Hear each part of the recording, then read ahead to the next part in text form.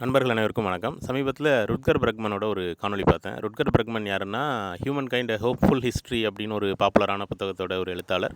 சேப்பியன்ஸுக்கு ஒரு எதிர்வினையா எழுதப்பட்ட ஒரு புத்தகம் அது.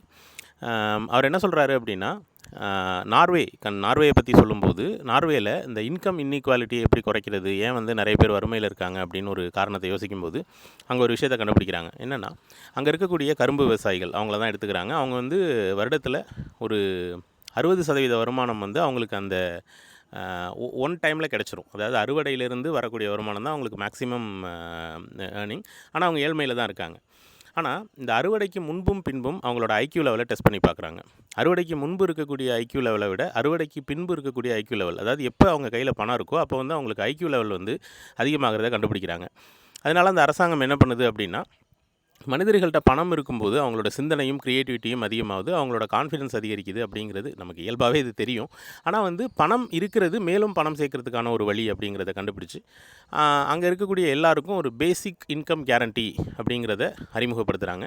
அதன் பிறகு அதை எப்படி அந்த ரெவன்யூவை ஜென்ரேட் பண்ணுறது, அதை எப்படி பகிர்ந்தளிக்கிறதுங்கிறத பற்றிலாம் நிறைய விஷயம் சொல்கிறாரு.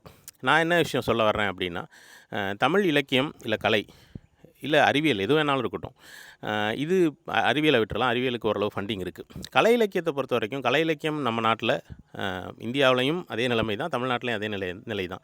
இந்தியாவிலையும் இந்த கடைசி 50 வருடங்களில் பெரிய கிளாசிக் அப்படின்னு சொல்லக்கூடிய ஒரு பெரிய ஒர்க் எதுவும் அந்த மாதிரி தெரியல, இல்லை பெரிய மூமெண்ட் எதுவும் உருவான மாதிரி தெரியல. அங்கொன்றும் இங்கொன்றும் சில எழுத்தாளர்களுடைய சொந்த ஆர்வத்தினால தான் அது நடந்துகிட்ருக்கு.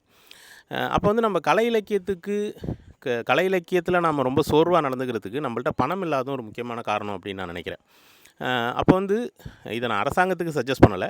ஆனால் எழுத்தாளர்களுக்கு இல்லை கலைஞர்களுக்கு ஒரு பேசிக் இன்கமுக்கான ஒரு கேரண்டி இருந்தால், இதை எப்படி சாத்தியப்படுத்த முடியும்? அரசாங்கம் கொடுக்குமா, ஸ்காலர்ஷிப் மாதிரி கொடுக்குமான்லாம் கேட்காதீங்க. அதை பற்றி நான் சொல்லலை. ஆனால் ஒரு எழுத்தாளன் மாத வருமானத்துக்கு நான் கவலைப்பட வேண்டாம் அப்படிங்கிற ஒரு சூழல் உருவானுச்சுன்னா, நிச்சயமாக அது வந்து ஒரு இலக்கியத்தில் ஒரு பெரிய மறுமலர்ச்சியை உருவாக்கும் அப்படின்னு நான் நினைக்கிறேன்.